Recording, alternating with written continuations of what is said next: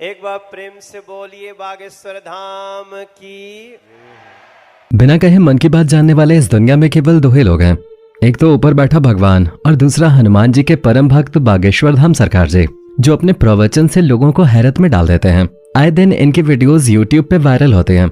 कभी ये लोगों के झूठ को सामने लाते हैं तो कभी उनके अंदर समाये हुए भूतों को भगाते हुए नजर आते हैं। हर कोई इनके चमत्कार को देखकर हैरान है और अब तो मनोज तिवारी से लेकर अमिताभ बच्चन यहाँ तक कि नरेंद्र मोदी जी भी इनके फैन हैं। और तो और कहा जाता है कि बागेश्वर सरकार का एक अदृश्य सेनापति है जो भूतों को भगाने में इनकी मदद करता है।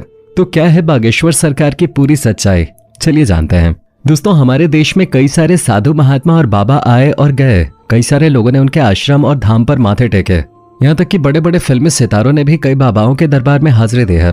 लेकिन इस समय जो प्रसिद्धि बागेश्वर महाराज जी को मिल रही है वो आज तक कभी किसी को नहीं मिले। लंबे बालों वाले, माथे पर चंदन और अक्सर सिर पे पगड़ी बांधे नजर आने वाले बागेश्वर धाम सरकार की बात ही कुछ और है।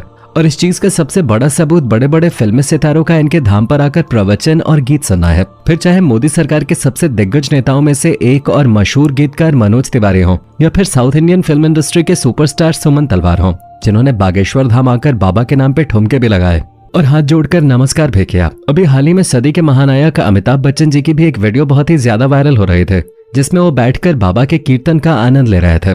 पर दोस्तों, ये सब कुछ एक रात का चमत्कार नहीं है, बल्कि इसके पीछे एक ऐसे बच्चे की कहानी छुपी हुई है जिसके संघर्षों के बारे में जानकर आपके भी होश उड़ जाएंगे। क्योंकि सोशल मीडिया पे एक बार अगर कोई वायरल हो जाता है तो उसकी जिंदगी बदल जाती है। लेकिन बागेश्वर धाम सरकार तो हर हफ्ते वायरल होते हैं। उनकी वीडियोस ट्रेंडिंग पे जाते हैं और लोग अपना सारा काम धाम छोड़कर इनकी बातें सुनते रहते हैं।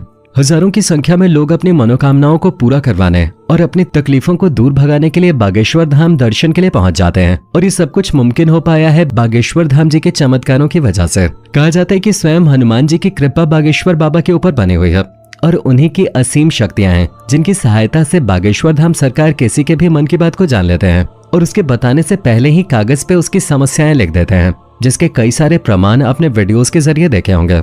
स्टेज पर आकर जब कोई अपनी परेशानी बताता है तो बागेश्वर सरकार उसे पहले से ही लिखे हुए पन्ने को पढ़ने के लिए कहते हैं, जिसे देखकर भक्तगण पूरी तरह से आश्चर्यचकित रह जाते हैं। क्योंकि जो दुख और परेशानियां उन्होंने बाबा को अभी बताई भी नहीं थी, उनके बारे में बाबा पहले से ही पन्ने में लिख चुके थे।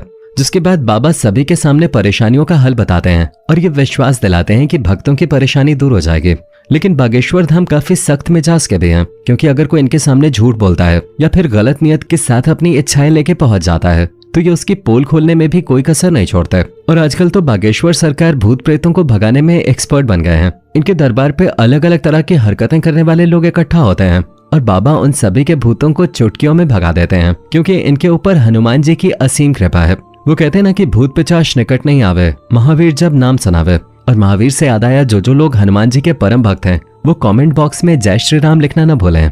हनुमान जी के परम भक्त बागेश्वर सरकार जी का असली नाम पंडित धीरेन्द्र कृष्ण शास्त्री है, लेकिन लोग इन्हें बागेश्वर धाम वाले महाराज या फिर बागेश्वर सरकार के तौर पे जानते हैं। पंडित धीरेन्द्र कृष्ण शास्त्री का जन्म 4 जुलाई 1996 को मध्य प्रदेश के छतरपुर जिले में छोटे से गांव गढ़ा में हुआ था। ये एक बहुत ही गरीब पंडित परिवार से ताल्लुक रखते हैं। बागेश्वर सरकार अपने एक इंटरव्यू के दौरान बताते हैं कि जब वो मात्र 9 साल के थे तब उनका मन बालाजी महाराज की सेवा में लग गया था। इन्हें हनुमान जी की भक्ति और उनके प्रेम के सिवा और कुछ भी नजर नहीं आता था। बागेश्वर महाराज का कहना है कि हनुमान जी की भक्ति और उनकी कड़ी साधना का ही परिणाम है कि उन्हें ऐसी सिद्धियां प्राप्त हुई हैं जिनकी वजह से वो लोगों की सहायता कर पाते हैं। असल में धीरेन्द्र शास्त्री ने अपनी शुरुआती शिक्षा अपने दादाजी के साथ रहकर प्राप्त की। कहा जाता है कि इनके दादाजी भी अपने समय के बहुत बड़े विद्वान शास्त्री हुआ करते थे और उन्हें भी दिव्य शक्तियां प्राप्त थीं।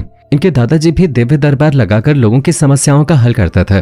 तभी से धीरेन्द्र शास्त्री ने अपने दादाजी को अपना गुरु मान लिया और उनसे ही सारी चीजें सीखने लगे। दादाजी के साथ रह के ही इन्होंने रामायण और गीता जैसे धार्मिक ग्रंथों का अध्ययन किया। लेकिन अगर प्रारंभिक शिक्षा की बात की जाए तो बागेश्वर सरकार ने अपने गांव से ही 8वीं की पढ़ाई पूरी की और फिर उसके बाद अपनी आगे की पढ़ाई करने के लिए इन्हें गांव से करीब 6 किलोमीटर दूर जाना पड़ता था, क्योंकि गांव में हाई स्कूल नहीं था और केवल 8वीं तक की पढ़ाई की सुविधा थी। इसी तरह घर से चलकर इन्होंने स्कूल तक का सफर तय किया और अपनी 12वीं की परीक्षा दी। 12वीं करने के बाद धीरेन्द्र शास्त्री ने बैचलर ऑफ आर्ट्स में अपना ग्रेजुएशन भी पूरा किया। यानी कि हनुमान जी की असीम कृपा के साथ साथ बागेश्वर सरकार के पास डिग्रियां भी हैं। परंतु अपने ग्रेजुएशन के दिनों से ही धीरेन्द्र कृष्ण अपने दादाजी की तरह बालाजी महाराज की सेवा करने में लग गए थे। इनके घर के पास बालाजी यानी कि महाबली हनुमान जी का एक बहुत पुराना मंदिर हुआ करता है, जहां पहले इनके दादाजी दरबार लगाया करते थे। लेकिन उनके मृत्यु के बाद दरबार कई सालों तक खाली रहने लगा। फिर भी धीरेन्द्र कृष्ण शास्त्री ने हनुमान जी की सेवा करनी नहीं छोड़ी और वो लगातार बालाजी के नाम का ध्यान करने लगे। लंबे समय तक ध्यान में लीन रहने के बाद धीरेन्द्र कृष्ण शास्त्री के ऊपर बालाजी और उनके स्वर्गीय दादाजी ने अपनी कृपा दिखाई और अचानक से ही उन्हें असीम शक्तियों का एहसास होने लगा।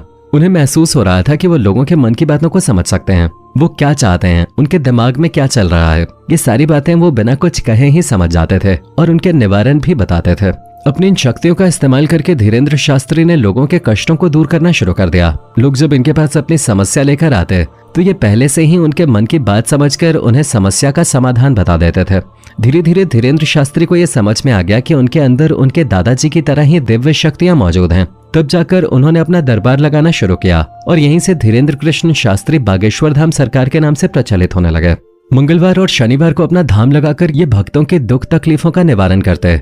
जिनकी अर्जी लगती थी उन्हें बागेश्वर धाम अपने पास बुलाते और उसकी समस्या को उसके बिना कुछ बोले ही सवाल और सवालों का हल एक पर्ची में लिख देते, जिससे लोगों का विश्वास बागेश्वर धाम के ऊपर और भी ज्यादा दृढ़ होने लगा।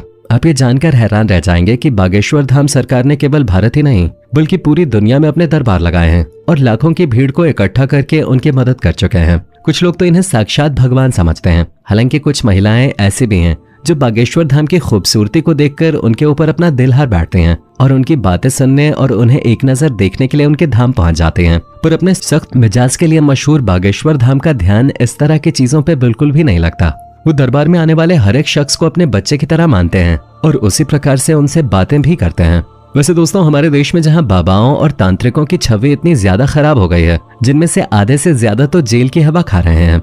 जैसे ही किसी बाबा के ऊपर विश्वास होता है, उसके काले कारनामों का चट्टा खुलने लगता है और लोग इन चीजों के ऊपर विश्वास करने से घबराने लगे हैं। इस माहौल में अगर कोई 26 वर्षीय शख्स अपनी दिव्य शक्तियों से लोगों को हैरान कर दे तो दुनिया के मन में सवाल तो उठेंगे और इन्हीं सवालों का जवाब ढूंढने के लिए कई सारे मीडिया कर्मी भी बाबा के दरबार में चोरी चुपके जा चुके हैं ताकि बागेश्वर धाम की सच्चाई जान सकें। पर इतने सारे स्टिंग ऑपरेशन करने के बावजूद भी कोई ये समझ नहीं पाया कि आखिर बागेश्वर सरकार लोगों के मन की बात को कहते हैं, क्योंकि कई सारे नए लोग जो दरबार में आए होते हैं उनकी अर्जी लग जाती है और जब वो बाबा के सामने जाते हैं तो उनके मन की सारी बातें बाबा पहले ही लिख चुके होते हैं। इस तरह की चीजें देखकर मीडिया कर्मी भी हक्के बक्के रह गए और लगातार बागेश्वर बाबा को लेकर जांच पड़ताल कर रहे हैं, लेकिन अभी तक उन्हें कोई भी ऐसी चीज प्राप्त नहीं हुई है जिसे लेकर वो बागेश्वर धाम सरकार के ऊपर किसी तरह का आरोप लगा सकें। शायद इसीलिए बड़े बड़े नेता और अभिनेता बागेश्वर धाम के ऊपर विश्वास करने लगे हैं। वैसे दोस्तों, इनके बारे में एक बात बहुत ही ज्यादा प्रचलित है। कहा जाता है कि इनका एक सेनापति भी है जो किसी को दिखाई नहीं देता। वो सेनापति बागेश्वर धाम सरकार को लोगों के भूत को भगाने में मदद करता है। लोगों का इनके ऊपर विश्वास है, तभी तो लोग इनके दरबार में जाकर सच्चे मन से ईश्वर का नाम लेते हैं। आज के लिए बस इतना ही। उम्मीद है आपको वीडियो पसंद आई होगी। अगर हाँ तो चैनल को फटाफट सब्सक्राइब जरूर कर लें।